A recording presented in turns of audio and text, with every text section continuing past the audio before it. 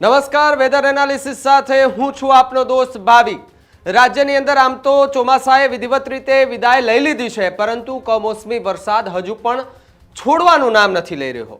એક તરફ વાવાઝોડાના એંધાણો દેખાઈ રહ્યા છે। બંગાળની ખાડીમાં એક વાવાઝોડું મોન્થા કે જે મજબૂતીથી આગળ વધી રહ્યું છે, તો બીજી તરફ અરબી સમુદ્રમાં એક એવી સિસ્ટમ બની કે જેણે અડધા ગુજરાતને જળબંબાકારની સ્થિતિમાં એનું નિર્માણ કરી દીધું। આજે વિન્ડી મેપના માધ્યમથી આજે જાણવાના પ્રયત્ન કરીએ કે આજે એક દિવસ માટે રાજ્યમાં કયા પ્રકારની સ્થિતિ રહેવાની છે, કયા કયા ગુજરાત રાજ્યના એવા વિસ્તારો છે કે જ્યાં ભારેથી ભારે વરસાદની જે આગાહી કરવામાં આવી છે તેને લઈને વરસાદ પડશે કે કેમ, તેને લઈને વિન્ડીમાં જોઈએ આપણે। તમને જુઓ કે અહીંયા હું સેન્ટરમાં ઊભો હતો ત્યારે તમને આ બે આંખ દેખાતી હશે। જુઓ તમે, મારી આગળ અને પાછળ તમને બે આંખ દેખાતી હશે, પરંતુ અહીંયાની વાત કરું તો આ બંગાળની ખાડી એની અંદર જે વાવાઝોડું છે એનું નામ મોન્થા રાખવામાં આવ્યું છે।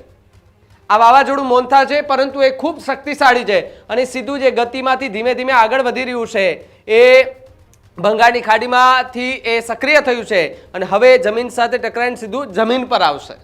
એટલે લગભગ અડધા વિસ્તારો છે કે ત્યાંથી એ પસાર થશે, એટલે ખૂબ મોટું નુકસાન થાય તેવી સંભાવના છે ને એને લઈને તંત્ર અત્યારે હરકતમાં પણ આવ્યું છે। પણ હવે વાત ગુજરાતની કરીએ। ગુજરાતની અંદર જે સિસ્ટમ છે આ સિસ્ટમ ગુજરાતને ખૂબ ધમરોડી રહી છે। એક દિવસ માટેની વાત કરીએ તો અહીંયા તમે જુઓ કે લગભગ ગુજરાતમાં અડધું ગુજરાત આખું આ સિસ્ટમ જે છે તેમણે આવરી લીધું છે અને 48 કલાકથી સૌરાષ્ટ્રમાં ખૂબ સારો વરસાદ થઈ રહ્યો છે। સારો તો ન કહી શકાય, કારણ કે ખેડૂતો જે છે તેની ઉપર આભ તૂટી પડી હોય તેવી સ્થિતિ જે છે તે અત્યારે જોવા મળી રહી છે। તમે જુઓ કે લગભગ ગુજરાતની અંદર એ વરસાદ ગાજવીજ સાથે જોવા મળી રહ્યો છે। મેપને ઝૂમ કરીને જોઈએ કે કયા કયા વિસ્તારો છે કે ત્યાં એની સીધી જ અસર થવા પામી છે। પહેલા તમને મેપના માધ્યમથી આપને બતાવવાના પ્રયત્ન કરીશ કે તમે જુઓ કે અહીંયાથી તમે દ્વારકા જુઓ, દ્વારકાથી દીવ, દીવથી ભાવનગર, ભાવનગરથી વડોદરા। દક્ષિણ ગુજરાતની પછી વાત કરીએ, પહેલા આપણે સૌરાષ્ટ્રની વાત કરીએ। સૌરાષ્ટ્રની વાત એ માટે કે તમે જુઓ કે અહીંયા દરિયાકાંઠાની અંદર જે સિસ્ટમ બની છે આ સિસ્ટમ સીધી જ અસર સૌરાષ્ટ્રના દરિયાકાંઠામાં કરી રહી છે।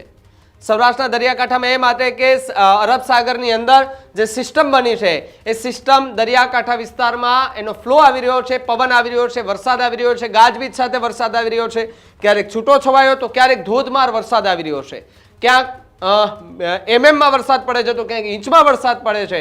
આજે 24 કલાકમાં અમરેલી સહિતના આસપાસના વિસ્તારોમાં 10 ઇંચ કરતાં વધારે વરસાદ પડ્યો। સાહેબ વિચાર કરો કે જે નદી નાળા ખાલી ખમ થઈ ગયા હતા એ ફરી એક જ રાતમાં ભરાઈ ગયા। એ વરસાદ કેવો હશે અને આ વરસાદથી તમે ખેડૂતોની સ્થિતિ પણ એ સમજી શકો છો। ત્યારે આજના દિવસે હજુ પણ તમે જુઓ કે અમદાવાદથી લઈને છેક સોમનાથ સુધી, દ્વારકાથી લઈને છેક ભાવનગર સુધી એ ચારેય પટ્ટાની અંદર ધોધમાર વરસાદની આગાહી જે છે તે દેખાઈ રહી છે। સાથે જ અહીંયા તમને આ વાતાવરણ આખું દેખાતું હશે, આખું ગ્રીન ગ્રીન દેખાતું હશે, અહીંયા તમને રેડ દેખાતું હશે, અહીંયા ગ્રીન દેખાતું હશે।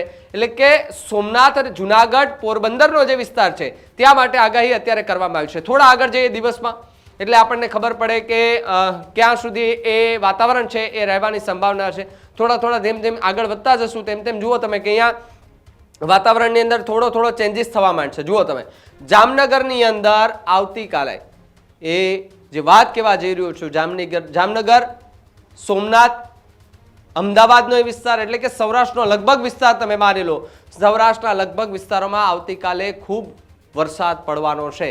આ મેપને ઝૂમ કરીએ એટલે આપણને ખબર પડે કે આ જે રેડ સર્કલ છે ક્યાં ક્યાં આપ્યું છે। જુઓ તમે દ્વારકા, પોરબંદરની વચ્ચેથી એ રેડ ઝોન દેખાઈ રહ્યું છે। પછી તમે જુઓ કે જામનગર, રાજકોટમાં પણ કાલે જળબંબાકાર જેવી સ્થિતિ થાય તો નવાય નહીં, ગોંડલ છે, ચોટીલા છે, સુરેન્દ્રનગર છે તો ત્યાં ધીમી ધારે વરસાદ છૂટો છવાયો પડી શકે છે। પરંતુ આ જે વિસ્તાર છે આ વિસ્તારની અંદર ગાજવીજ સાથે વરસાદ પડે તેવી પૂરેપૂરી સંભાવનાઓ એ અત્યારે દેખાઈ રહી છે। ખાસ આપણે આ દ્રશ્યો એ દેખાઈ રહ્યા છે વિન્ડી મેપની માધ્યમથી। થોડા આગળ જઈએ, દિવસ દરમિયાન કયા પ્રકારની સ્થિતિ રહે છે જુઓ તમે। થોડા આગળ વધ્યા એટલે એ જામનગરની અંદર ફરી એ સિસ્ટમ ત્યાંની ત્યાં સક્રિય છે, પરંતુ પોરબંદર આસપાસથી થોડી સિસ્ટમ ખસી ગઈ છે। થોડા આગળ જઈએ દિવસમાં એટલે તમે જુઓ કે થોડી સિસ્ટમમાં ફેરફાર, રેડ ઝોન આખું નીકળી ગયું, એટલે કે 2 થી 3 કલાક સુધી પોરબંદર, જામનગર, દ્વારકા આ જે વિસ્તારો આવેલા છે ત્યાં વરસાદ પડે તેવી પૂરેપૂરી સંભાવનાઓ છે, વિન્ડી મેપ બતાવી રહ્યું છે। થોડા આગળ વધીએ, આ દિવસ જેમ જેમ પસાર થશે તેમ તેમ ફેરફાર થઈ જુઓ તમે કે છૂટાછવાયા વાદળો થઈ જશે, ક્યાંક ગાજવીજ સાથે પડે તો અને ક્યાંક એ છૂટાછવાયા વરસાદ પડે તેવી સંભાવના. થોડા આગળ વધીએ, જેમ જેમ આગળ વધીશું તેમ તેમ આપણને એ દેખાવા લાગશે કે ક્યાં સિસ્ટમની અસર છે. જુઓ કે દિવસ દરમિયાન સવારના સમયે અડધા ગુજરાતની અંદર વરસાદ જોવા મળશે, અમદાવાદ સહિતના વિસ્તારોમાં એ વરસાદ જોવા મળશે, પરંતુ થોડા આગળ વધીશું એટલે આપણને ખબર પડશે કે સિસ્ટમ ક્યાર સુધી અસર કરી શકે છે. આજના દિવસ માટે તમે જુઓ કે એ સવારના સમય સુધી, એટલે કે આવતીકાલનું એ સવાર સુધી રાજ્યના કેટલાક ભાગોમાં વરસાદ પડે તેવી સંભાવના છે. પરંતુ દ્વારકા, પોરબંદર, જામનગર આ જે વિસ્તારો છે તેને એલર્ટ રહેવાની ખાસ જરૂર છે, કારણ કે વિન્ડી મેપની અંદર રેડ ઝોન બતાવી રહ્યા છે. ત્યારે વરસાદ જે છે તે ખૂબ મોટી માત્રામાં પડે તેવી સંભાવના છે. અને આ વરસાદ ચોમાસાનો વરસાદ તો ન કહી શકે, પરંતુ કમોસમી વરસાદ જે છે તે હાલ વરસી રહ્યો છે અને તેને જ કારણે ખેડૂતોની સ્થિતિ પણ હાલ દયનીય જોવા મળી રહી છે. Healthy life is very important, पर टेस्टी लाइफ भी तो जरूरी है ना बॉस. समोसा चाट से है प्यार, पर एसिडिटी से कैसे रहोगे दूर यार. Wait, we have a 3-step solution.